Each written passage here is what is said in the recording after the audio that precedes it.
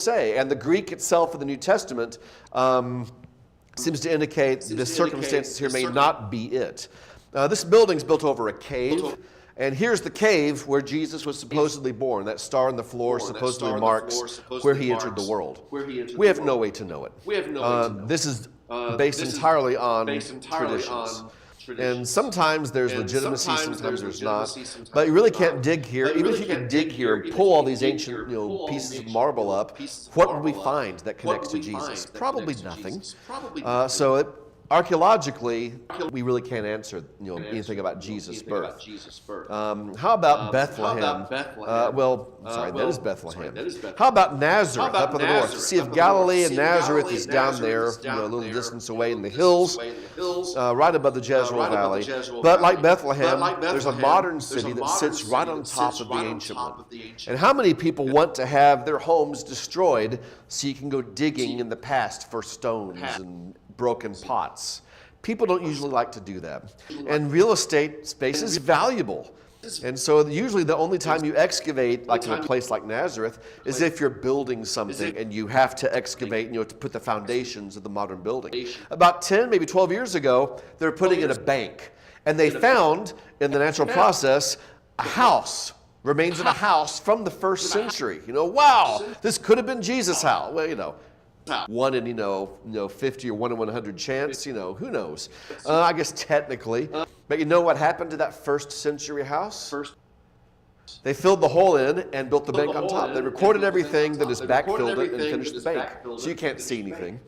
So that's not very helpful, is it? And there's some places you can go in Nazareth where there are traditions. This may have been Joseph and Mary's house cave, but there's really nothing substantive behind it. So archaeologically, modern Nazareth, this doesn't really give us many options either. So Jesus, Bethlehem and Nazareth, not much to go on. So what do? Can we archaeologically affirm his existence? And the answer, again, is no, not through physical objects. However, archaeology is more than just trying to prove someone existed. In fact, trying to prove someone existed is not really what archaeology is about. You can't really prove anyone existed through archaeology. Maybe we find Caesar's name inscribed, but does that prove that he existed, or does it prove that someone carved that name at some point? Does it prove the stories about a person are true? No. And maybe we have Jesus. Maybe we'll find something. Jesus, son of Joseph of Nazareth, the Messiah, was here. Assuming we can prove he's the one who wrote it, would that mean all the stories about him are true? No. Archaeology has its limits.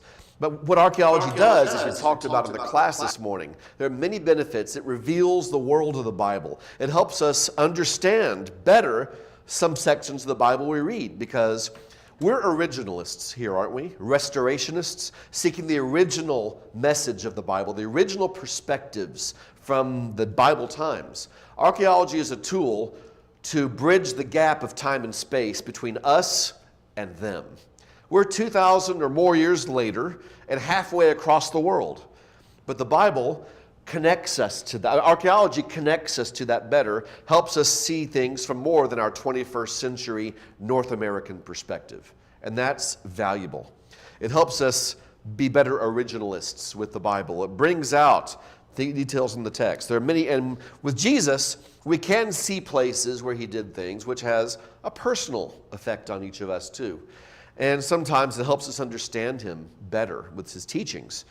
Let's go to a town which is not mentioned directly in the New Testament, but it's called Magdala. And actually the town where we're looking is called Tariikii, but Magdala is easier to say.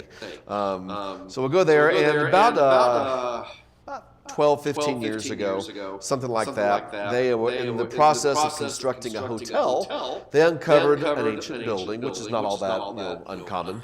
And it turned out they had the design elements of a synagogue, and they found a stash of coins, which always are great for dating things, because coins have the name and the name of the ruler on them when the coin was made. And there's a whole stash of them. The synagogue was made, or dates to the first part of the first century. That's Jesus' lifetime, isn't it? And so that stash of coins helped us really date this thing securely, which we can't always do. But this is right along the main interstate highway, the Via Maris. by the Sea of Galilee, a popular watering hole for international caravans for thousands of years. The Bible tells us that Jesus went through all the synagogues of Galilee, teaching and preaching. And so this is right in the middle of all of them, right off one of the best interstate exits of them all. Is there a chance? How big of a chance is there Jesus did not speak in this synagogue? We don't have any specific stories, but very, very likely Jesus was here. And the way synagogues work the layout, so in our buildings, we usually have the speaker in the front and everyone else facing the speaker, like right now. In ancient synagogues, the standard style is to have the speaker in the middle and the people sitting all around on all sides. And so we can picture maybe Jesus in the middle. This is a replica of a little box that would hold the scroll when you're reading from it. And he would be there reading and interacting with the people around. And there's a second level above for the women, because women and men didn't sit together in synagogue services. Women would go on an upper level typically, if there was one. And there's a column, which means there was something the column was holding up, a second floor. And so the women would have been up there, the men would have been down here. And so we're radicals here tonight. Do I congratulate you or not? I don't know. I guess if a guy is distracted by the pretty girl, then maybe we should separate them. I don't know. But and look at the preservation of the tile. That's original and never removed. It's very high quality. We get a rare picture of what a first century synagogue might have looked like. Well, in this case, did look like. And recently they found a second synagogue from the very same time period. I don't have a photo of it. They haven't really opened it to tourists yet. It's not as fancy as this one, but maybe Jesus visited both. And so that's neat to think about. Let's look at another synagogue at a place called Gamla. And it's just that way off the Sea of Galilee. Again, there's no specific story of Jesus, but it's the best preserved synagogue ever found from the time of Jesus. Look at that. It's very well preserved for being a 2,000-year-old place, and there was a major battle here against the Romans with the Jews that destroyed the town, and so with all that, it's not a bad preservation. But you see again, the seats go all the way around, on the side there are columns holding up something, a second level, and the speaker would have stood in the middle and addressed the people.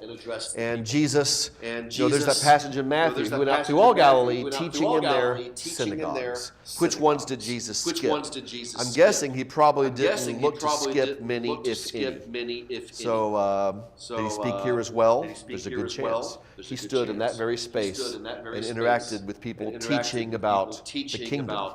And now we can visualize the setting and get a better picture of how those things looked and worked. Let's go to a popular spot. Almost all the tours go here. Capernaum. Lots of stories in the Gospels here, right? There's the site on the shore of Galilee. It's just ruins now. And half of it is owned by the Greek Orthodox Church, and they haven't done any archaeology at all. They just have like a little chapel, and that's it. The other half is owned by the Franciscan Order of the Catholic Church, and they've done a ton of archaeology back here. It's kind of blocked by the view, but this is the shoreline of ancient Capernaum. And so a fishing fleet would come out every morning, fish, and come back. And do we know anyone who would have been in that fleet? Peter and Andrew, James and John. And so this was where they worked and went out. Do we know any other apostles who were based in Capernaum? Has anyone seen The Chosen, that TV series? Probably some of you have. Who's the one that they present as kind of OCD? Matthew, right? And we don't know if he was really like that, but he's a numbers guy, and he's very specific with his writing. So at least we can say he had an attention, an affinity for detail. He was here also. But Capernaum, the name actually means Kafar Nahum, which is the village of Nahum. Oh, the Nahum? Maybe. We don't know. It could have been some other Nahum, someone's uncle Nahum, who owned the land or something. But that's what Capernaum means, the village of Nahum. It was a border town. You see on the map how there's a color change. I did this again. I was not going to do this tonight. I was determined to not do this anymore and hit the wrong button. And there we go. Okay, Kafar Nahum. There we go. Laser. Capernaum, if you look, this little dotted line is the road. Go a little more to the east and you see the color changes. That's the Jordan River where it comes down into the Sea of Galilee. Different color. And that means different government, different governor, different king. And at borders, you'd have like a toll booth or a border tax. And so the first town where you pay your border tax when you're coming here in is Capernaum. And so it's a natural place to have a tax office. And Matthew's tax duties probably included collecting a border crossing tax, but among other taxes, right? But he had his tax office there. It was a fishing fleet, place for fishermen as well. And Jesus actually lived there for a while. It says in Matthew 4:13, after John the Baptist had been beheaded, Jesus left Nazareth, went and didn't visit Capernaum. He lived in Capernaum for a while. Had a house there that he kept coming back to. And so he actually made it his base of operations for a period of time. And he met, 5 apostles there that we know of. So it's a pretty prominent site. When you go there, one of the main things, maybe the most famous thing you see is this. And this white building was a synagogue from a few centuries after Jesus. Okay, well, that's, as we say in archaeology, if it's not from the right time period, if it's later than what you're really interested in, it's post-interesting. Yeah. But this post-interesting synagogue made from imported limestone, very expensive. It's important because when you look at the bottom of it, it was built on top of another synagogue that was made of local volcanic stone, basalt.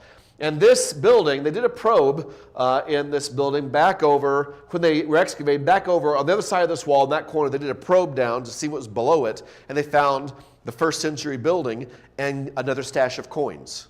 That gave the date to the early first century. And so we have a secure dating for the bottom building as well.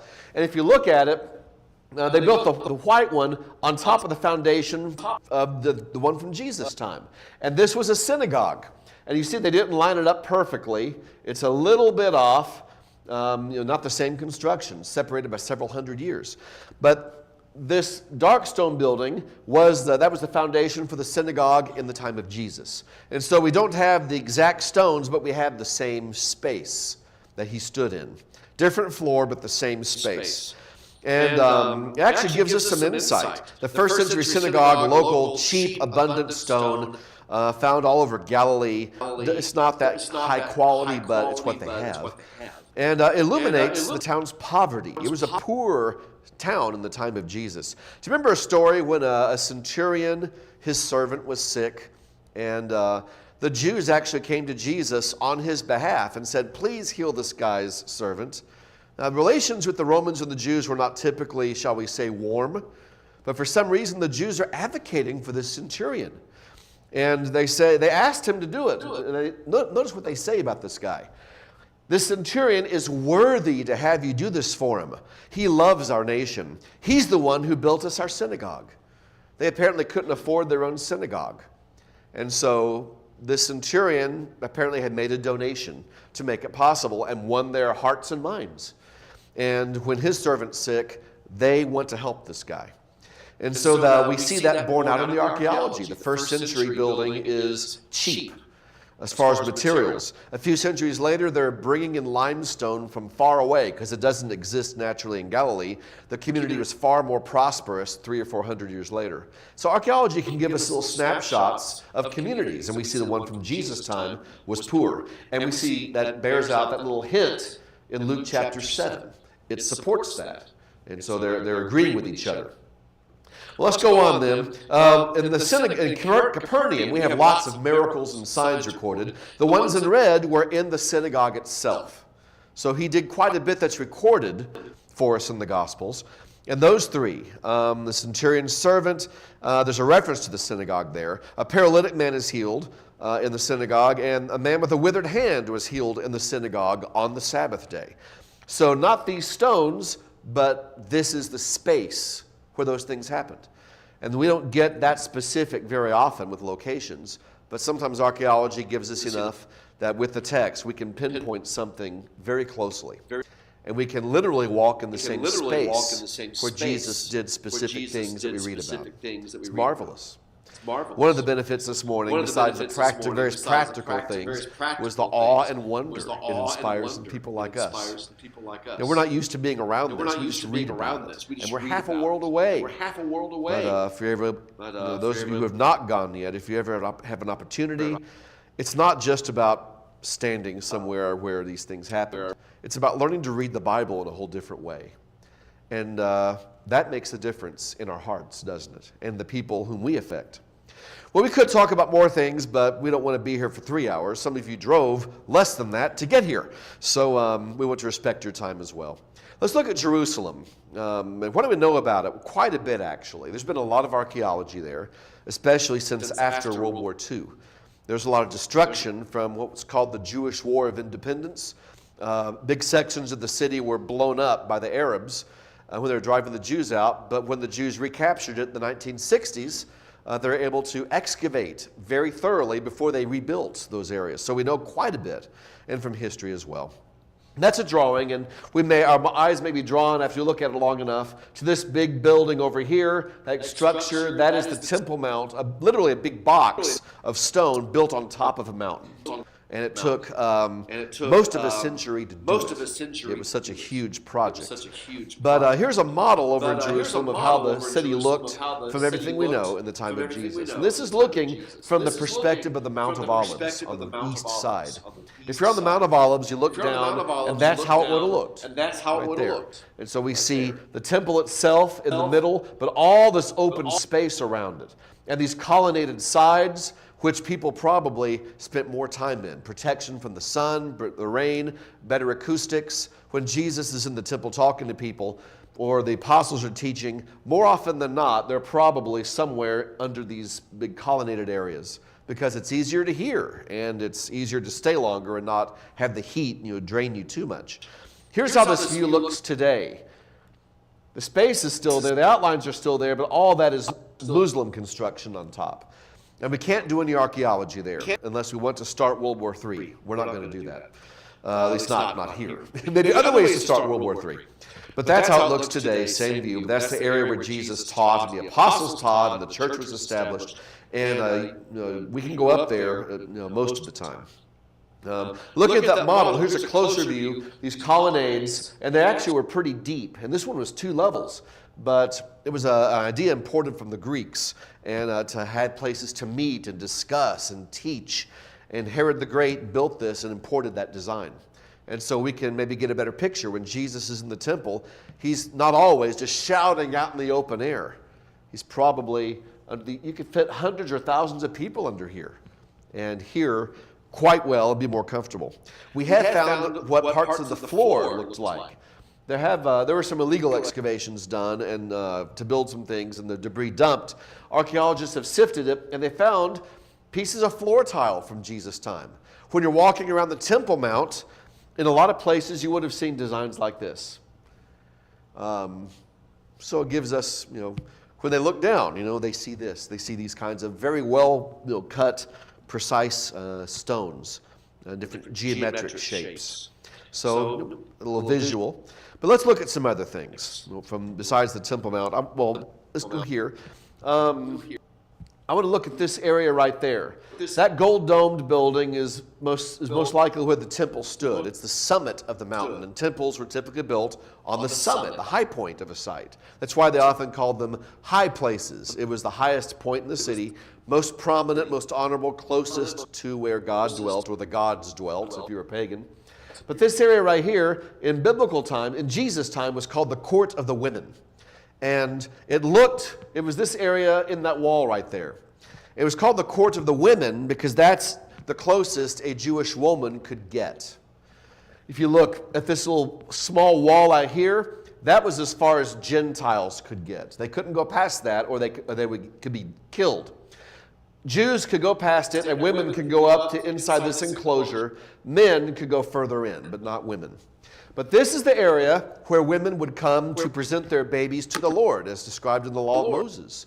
That's also the entrance that priests would walk through in and out to officiate in the temple. For example, John the Baptist's father, Zechariah, when he went in, and the angel appeared, he came out, he couldn't talk, and people were trying to figure out what happened. That likely happened in this area, the Court of the Women. When Mary brought Jesus and encountered Simon and Anna, that was probably in that same area, right there, where Mary would have come. And you can go and stand there today, in the very space, the Court of the Women, where we have some of these Bible stories. And when you're there and realize where you are, it's quite a thing. How many people, how many stories are connected with that spot where you're standing? Quite a thing. Here's a drawing of the Pool of Siloam, at least one idea of it. There's an update to this, actually, very, very recent. Pool of Siloam. Does anyone recall a famous story involving the Pool of Siloam? John chapter 9, if you have your thinking caps on, John chapter 9, there was a blind man who regained his sight there. He encountered Jesus. Jesus made mud, not your typical miracle approach. He spat on the ground and made mud, rubbed it in the guy's eyes, and told him to go wash off. Okay, that's, I guess back then things were done differently, right? That was done at the Pool of Siloam, we're told. And the water from it actually came from a tunnel Hezekiah built back in Old Testament times. And it's, that water had its own special story.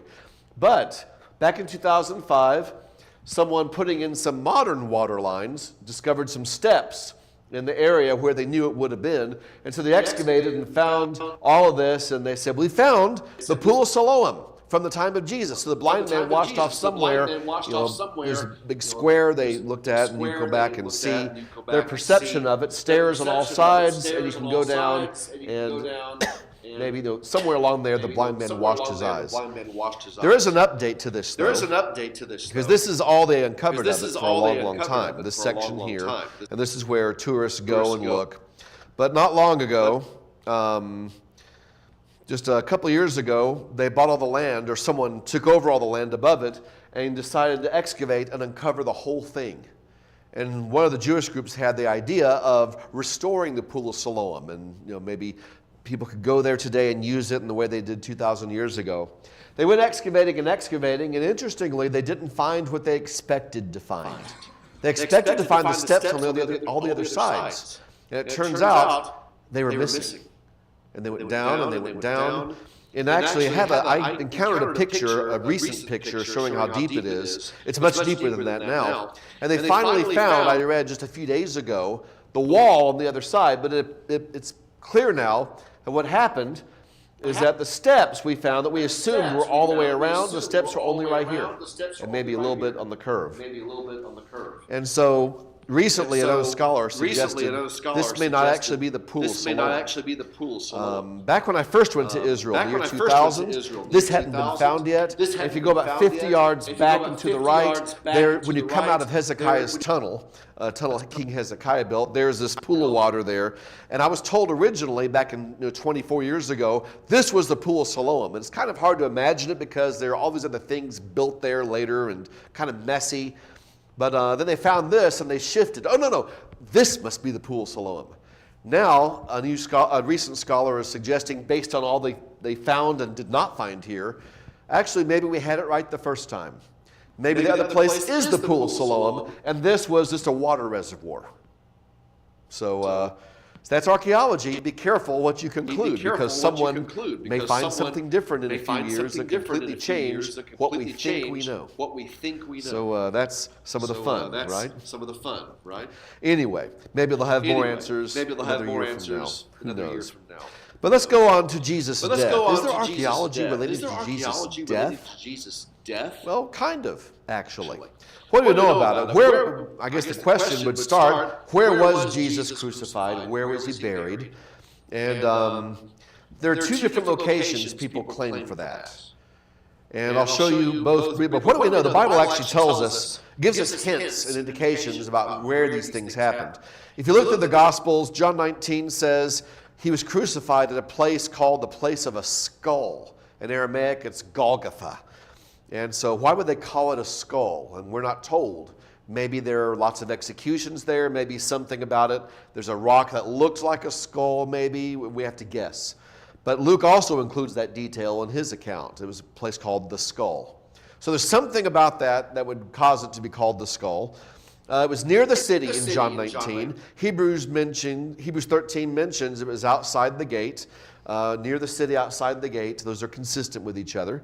In Matthew, we get some more details about the tomb. It says it was a new tomb cut into the rock, and a great stone had been rolled to the entrance of the tomb.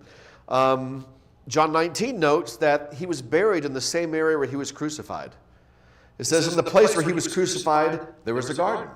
And in the garden, a new tomb. So both Matthew and John mention the new tomb there. And so one place that people have associated with it is this. It's called the garden tomb. And it looks and feels like you'd want it to. You're there and it's peaceful, and there's this ancient tomb. And if you look around, there's actually a rolling stone nearby. But it turns out this is definitely not the tomb of Jesus. It was a new tomb, right? New. Back in the 1950s, some archaeologists excavated it and discovered this tomb dates to the time of the kingdom of Judah. So 600 years or more before Jesus. Definitely not the tomb he was buried in. And what about there's a rolling stone nearby? Yeah, they brought it in from somewhere else. Because Christian groups love the garden tomb. It feels like you want. It feels like in your heart, it feels like you can connect to the story.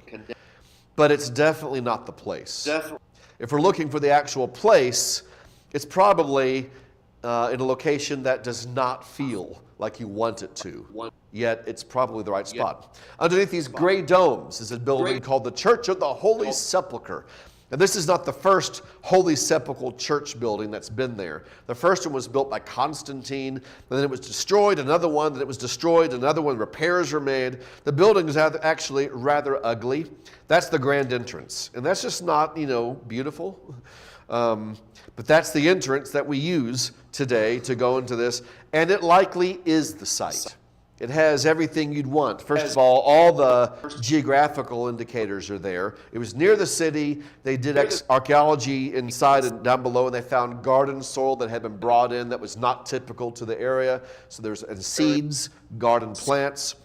There was a garden. There were tombs from the time of the first century. They had the layout and design. And there's a very early tradition that Christians remembered that held up. And you can't always include tradition with a lot of weight, but sometimes in certain circumstances you can. The indication here goes back apparently to the first century.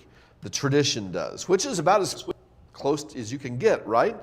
Basically, when the Romans destroyed Jerusalem in the year 70, the Romans came back, and there's another war a few decades after that. But the Romans were trying to close down all the Jewish holy sites. They banished Jews from the whole region, and they knew Christians were remembering this spot as a holy spot for Jesus.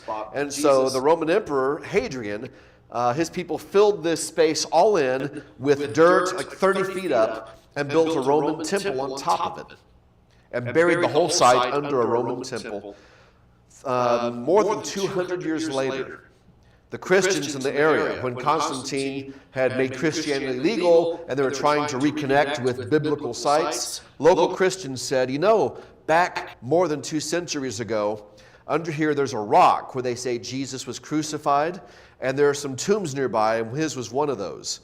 So if you dig all this up and clear it out, you should find it. They remembered that for more than 200 years. And Constantine's people cleared everything out, dug it all up, and they found a rock and the tombs as people remembered. So that may give some authenticity to the tradition that they were remembering something correctly through the generations. But the other things line up too. Inside, though, you go in, and it has icons everywhere. Six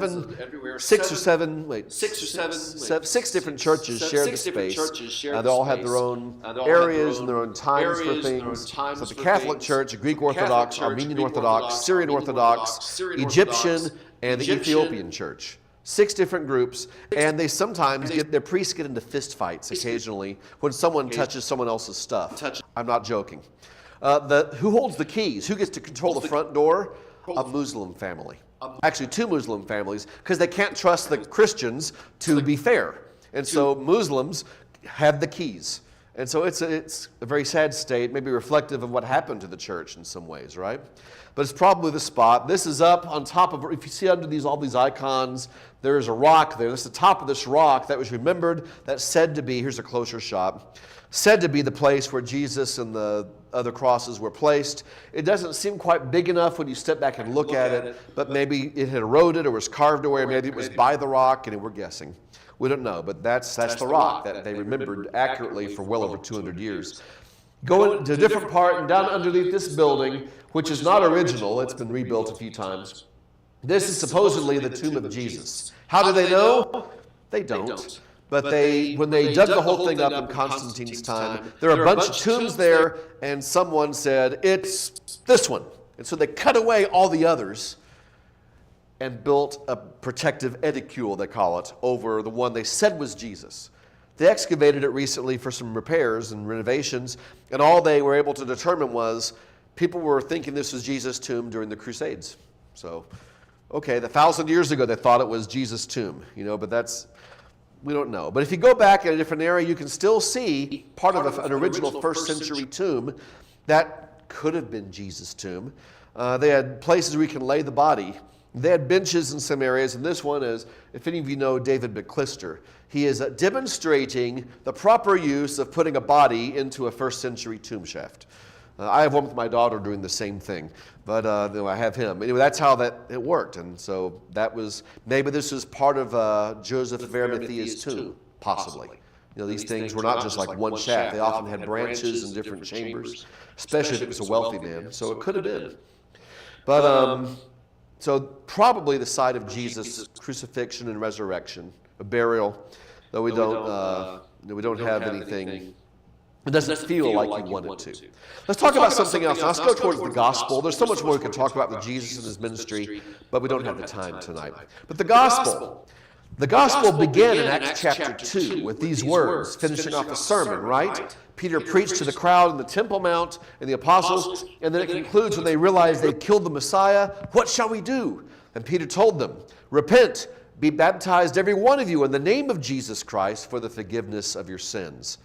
And we're told that about 3,000 souls were baptized that day. And that's a great story, a great start, a very dramatic start to the church. Here's the question, though. Where did the apostles baptize 3,000 people? Because when you look at Jerusalem, there's no lake, there's no coastline, it's in the mountains, there's no river that flows through it. Where do you baptize 3,000 people in one day? That takes some time. If you have one spot, how long does it take to do 3,000 people? Goodness, that's hard.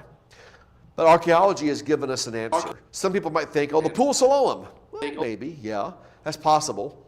But there's another answer that actually makes more sense, and that gives us more insight into baptism. Do you know what a mikveh is? It's a Jewish baptistry. Basically. In this time, Jews, before they entered the temple to worship, or before they entered a synagogue somewhere else to worship, they would immerse themselves in water first. It wasn't for forgiveness of sins.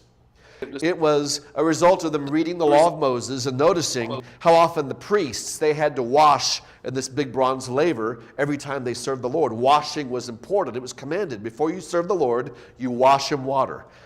And over the time, and you look at the Old Testament stories and how water seems to be a cleansing agent and a purifying agent from creation, coming through the waters to Noah's flood, purifying the earth, to Israel passing through the waters of the Red Sea, escaping slavery, going to freedom, and to entering the Promised Land through water of the Jordan River.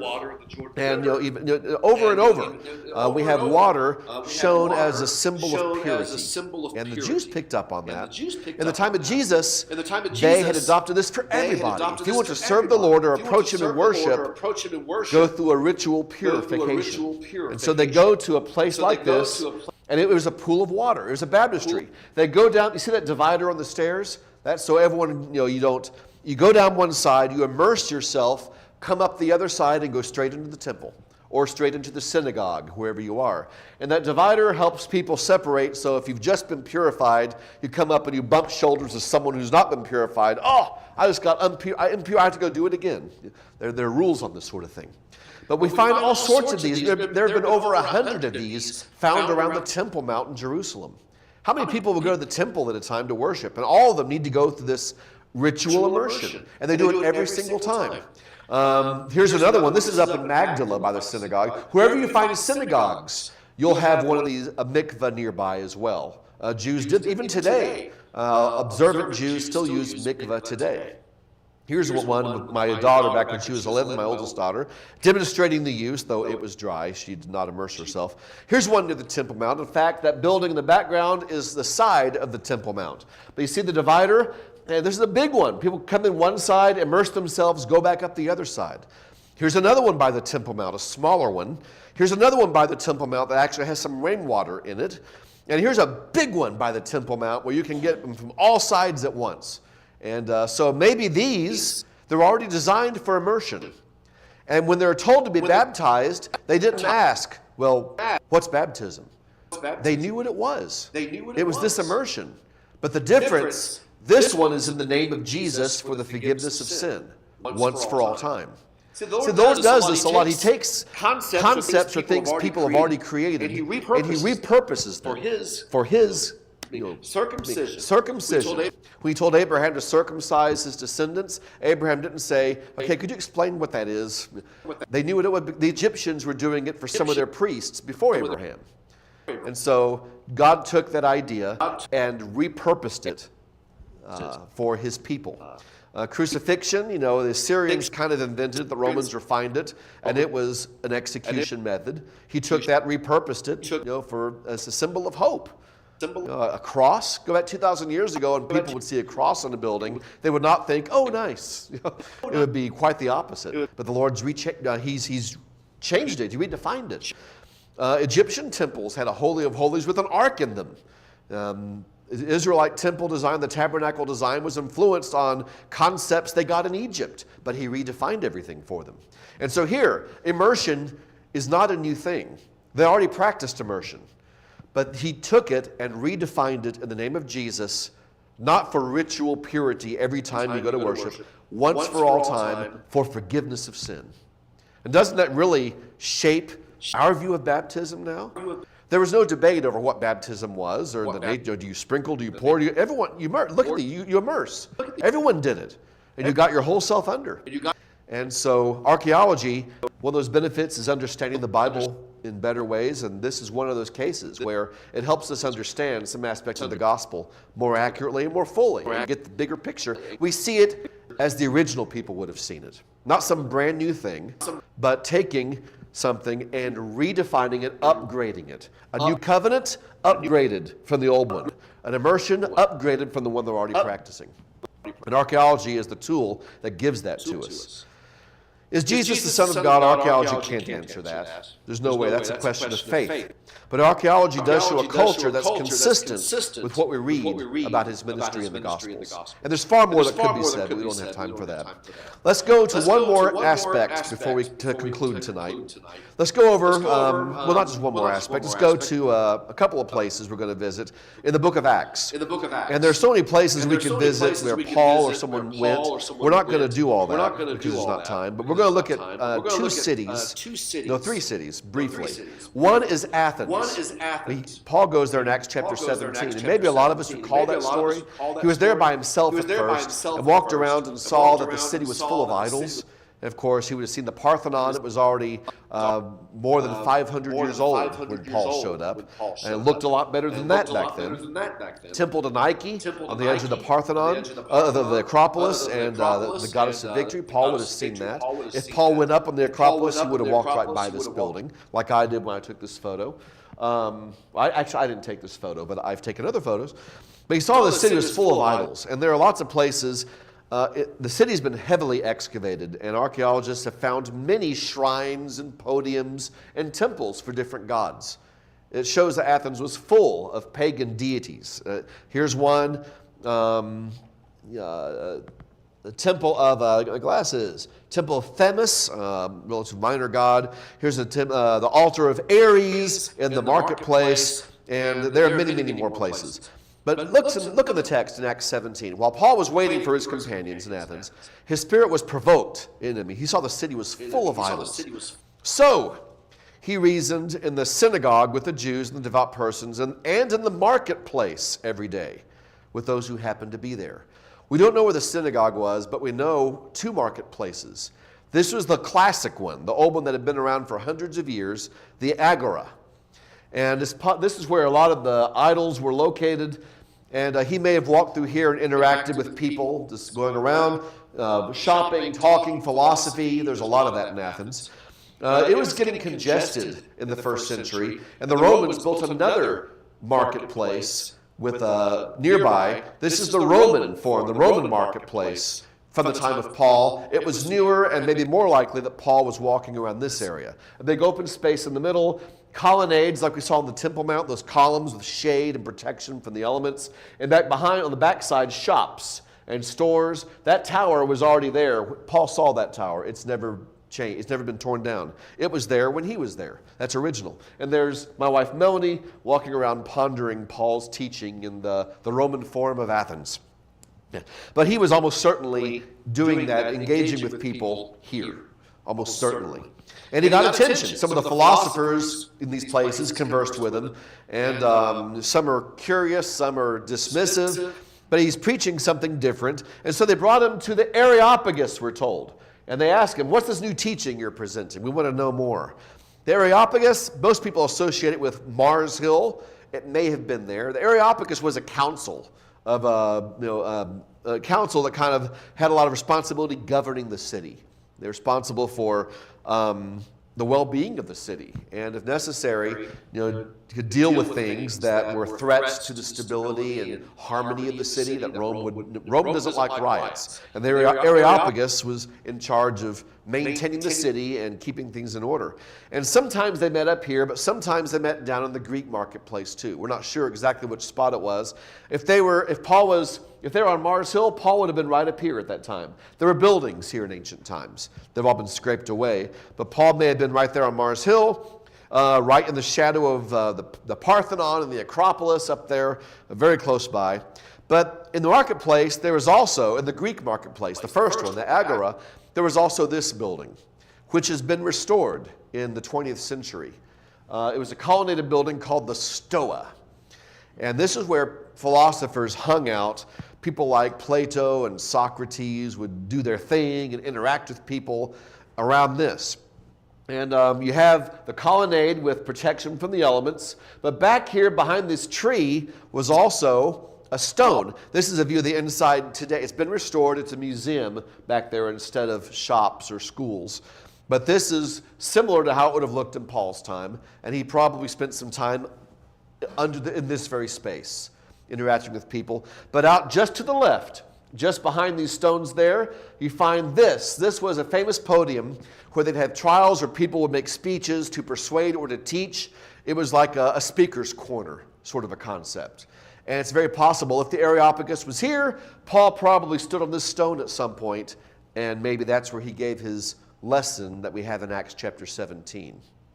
So a lot of places that are likely associated with Paul and his ministry.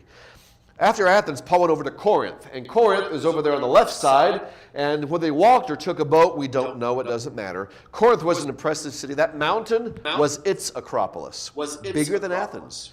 But not much left up there. So if you go up there, they can't even identify what the remains of all the buildings even are. So it's an incredible view, but you really can't pinpoint much of anything. So it's best, unless you have a lot of time and just want to take a hiking adventure, stay down at the bottom. If you go, there's a lot more there that's worth your time. It's all ruins now, the ancient city. Those columns were a temple to Apollo. That was built 600 years before Christ. So it was standing when Paul visited and lived there. Paul saw this temple, those columns, with his own eyes, and we can see them now too, and walk in that space.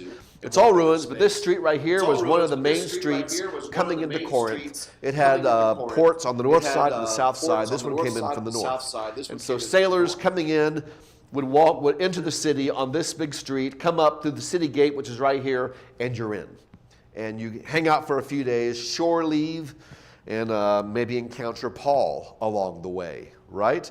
What was Paul's trade that he was working here with Aquila and Priscilla? Making tents. But you know what? People who made tents also made sails. Same material. And so they had games every couple of years here called the Isthmian Games, like the Olympics every 2 years.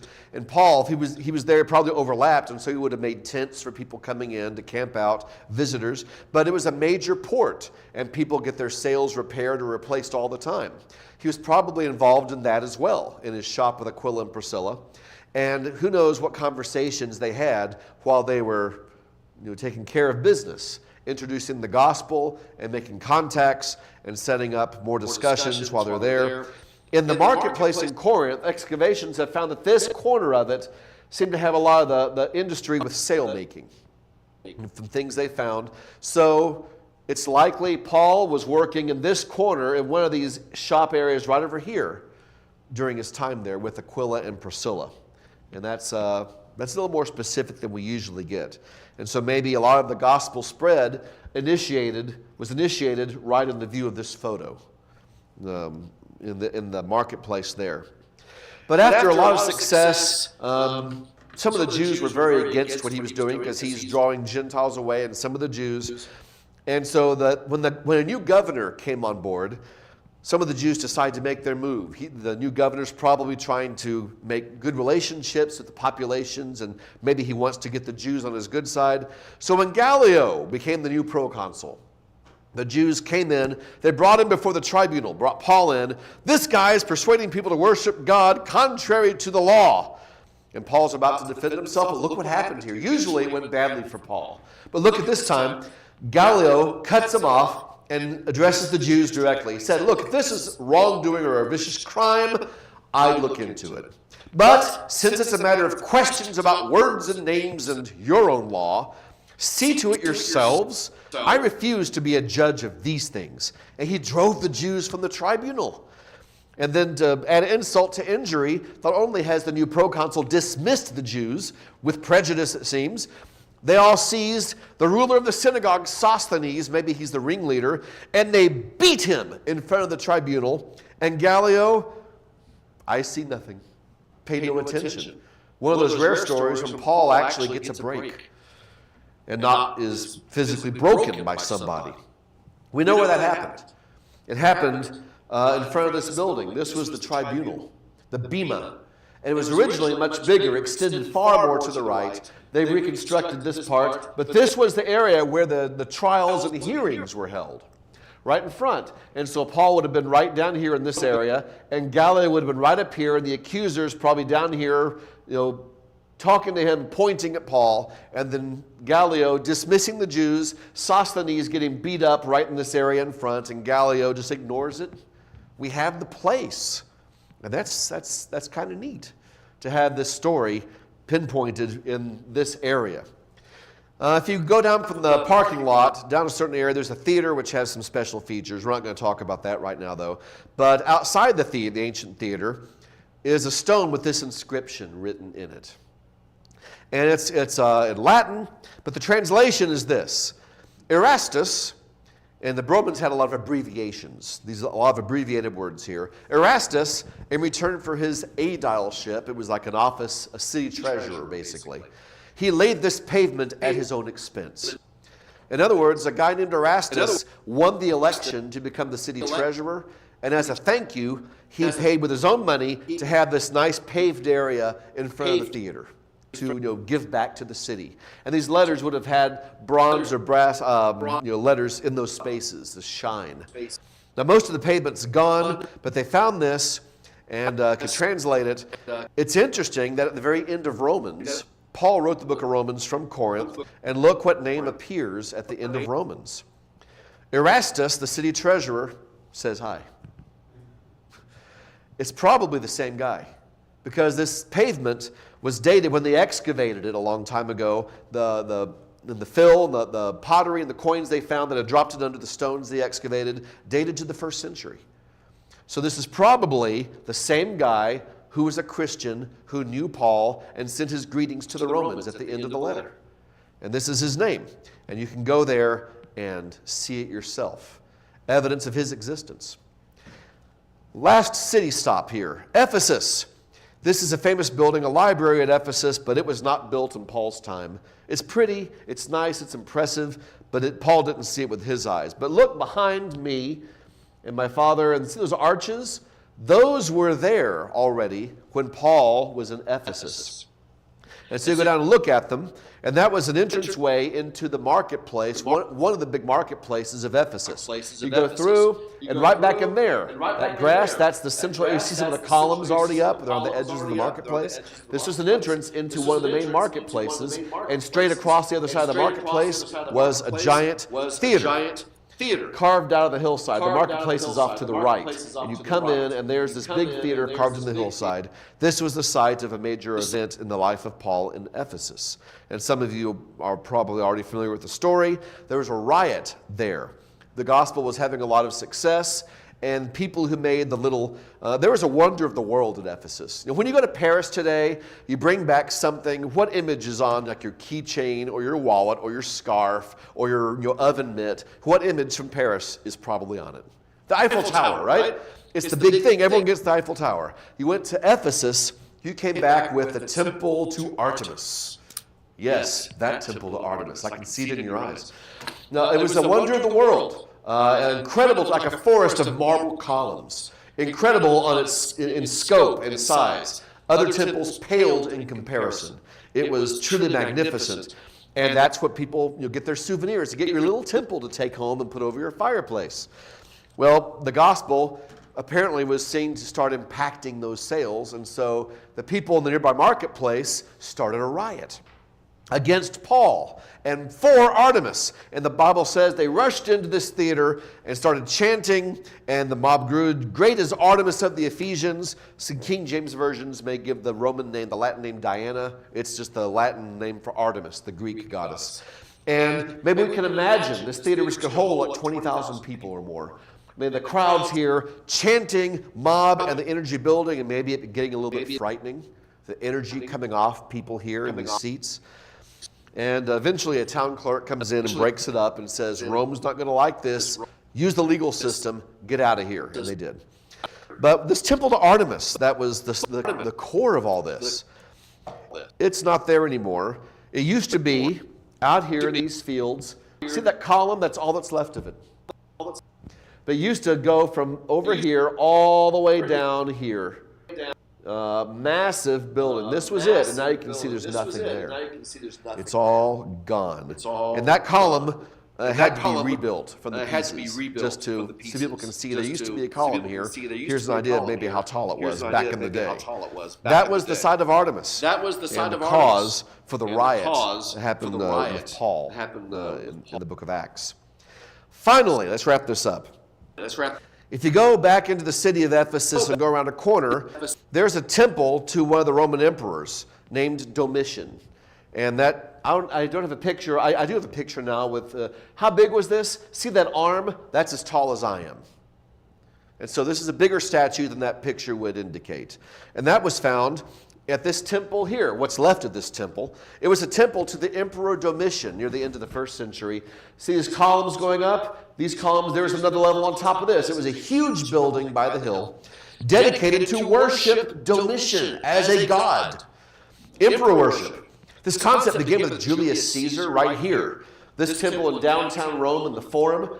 This right here. When Julius Caesar was assassinated, the assassins thought that people would rise up. Thank you for saving our republic. That's not what happened. He was a populist, and people loved him. And the Senate, to try to tamp down the anger at his death, proclaimed Caesar a god. We'll worship him. We'll build a temple to him. You can worship him and offer sacrifices. And that stuck. And so they built this temple before Jesus was born and had an altar out here. This is the bottom of the altar. And there's the multi-level temple. The top of it's all gone. This was a temple dedicated to worshiping Julius Caesar. And so the next emperor came along, Augustus, and he died. People are like, we should make him a god too. Why wouldn't we? Of course. So they made him a god. That became a tradition. Unless he was just a bad emperor like Nero, you make him a god. And one guy called Caligula tried it while he was still alive.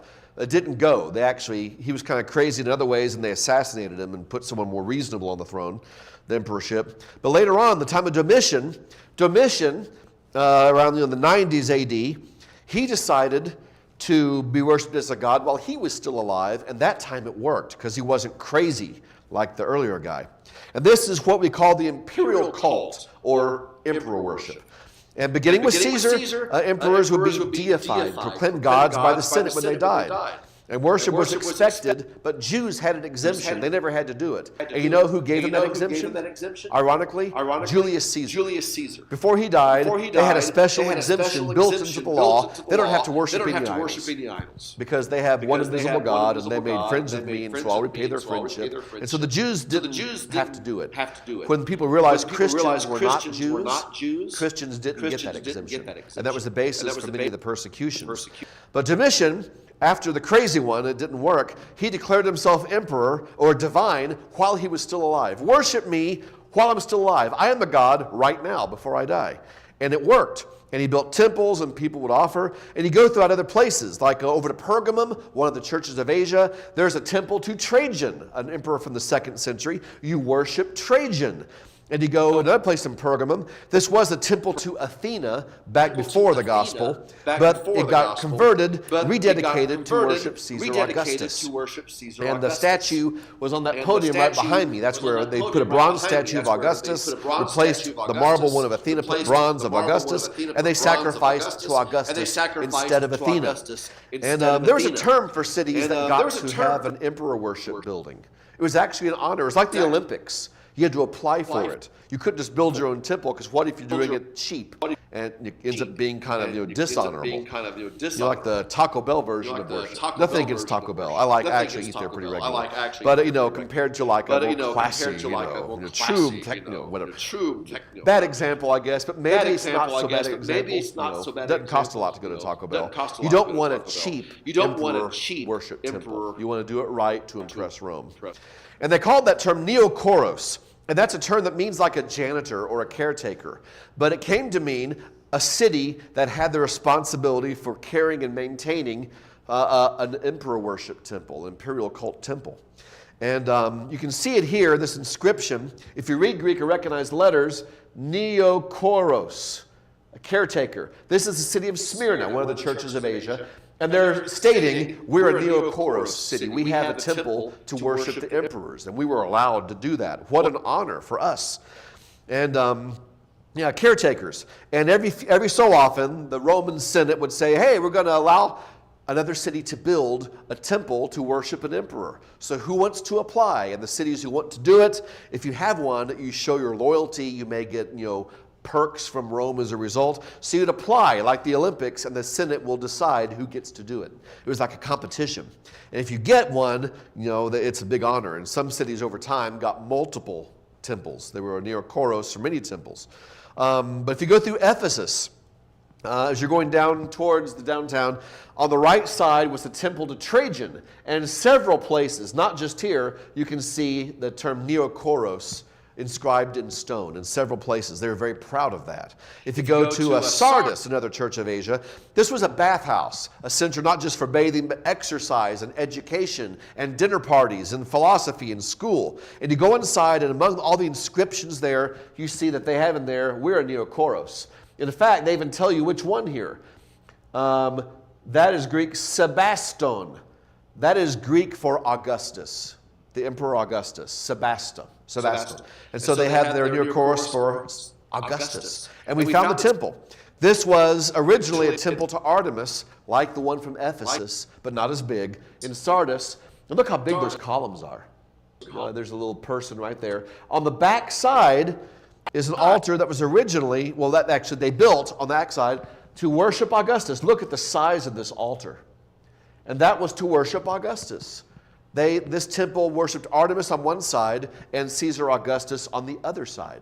And they're proud of that. You go to Laodicea. Here's one of the imperial cult temples. I don't think we know which one it was. But is there a point to all this? It illustrates one of the things Christians went through. Today, don't we have kind of a version of an imperial cult where you have to do these things, or if you don't follow in our rituals or our practices, then maybe you can't be in society anymore? If you were a Christian back then and you refused to worship the emperors, you didn't have your stamp or your document showing you'd done it that year, you might not be able to buy a house. You might not be able to start a new business. Other partners might break their contracts with you because you're not a loyal Roman if you don't worship the emperor. Don't we have that today? with a lot of the modern trends on sexual morality and defining marriage differently and gender fluidity and all these things. And there's a great pressure to conform, isn't there? You don't speak out against the agenda. If you do, your post might be suppressed, you might be banned, you'll be stigmatized. And is that problem going to get worse in the future? As the younger generation that increasingly accepts that and even embraces it, sometimes with religious fervor, as they get into power? And maybe. But when we're looking to our future as Christians, maybe the emperor worship and this archaeological connection can help remind us of what we're supposed to be. In Revelation, they're on the beginning edge of the emperor worship. And what does he tell them? He says, strengthen what remains, keep it. You have some that have not soiled your garments in Sardis. They'll walk with me in white. They are worthy. The one who overcomes or conquers will be clothed in white. I'll never blot out his name. I'll confess his name before my Father, before his angels. How do you endure the persecutions of not being involved in the emperor worship, the imperial cult? Well, your life's going to get very hard, so you look to promises like this. We don't stand fast because he's going to help us here. We stand fast because we're looking beyond him. And we fortify ourselves now to endure whatever we must endure, just as they did. And we have this message, don't fear what you're about to suffer. The devil's about to throw some of you in prison that you may be tested. Be faithful unto death, if it takes that, and I'll give you the crown of life. And the last sentence, the one who conquers will not be hurt by the second death, the eternal one. And so the imperial cult was powerful in its times, but it collapsed into ruins, didn't it? Ruins is all that's left. What happened to Domitian? His cult is gone. Christians are still here. We overcame it. A lot of Christians died along the way, lost everything for the sake of Christ. But archaeology can also strengthen our faith in the here and now by showing us, illuminating for us what the people of God faced in the past so that they can teach us how to be resolute in our faith. Thank you so much for your kind attention. I've gone long tonight, I realize. I told you it was 2 presentations in one. But I'm flying back to Florida. I can't do any more for a while. So anyway, thank you again for your very kind attention. I do appreciate that. And maybe something here has led you in your heart to want to rededicate yourself or fortify yourself against the pressures around us even now. We're going to sing a song together, and let's just, whatever our situation, let's strengthen ourselves. If you need to obey the gospel, of course, and be immersed in our own mikvah here. In the name of Jesus, this is an opportunity for that. Let's all sing together as we sing the song.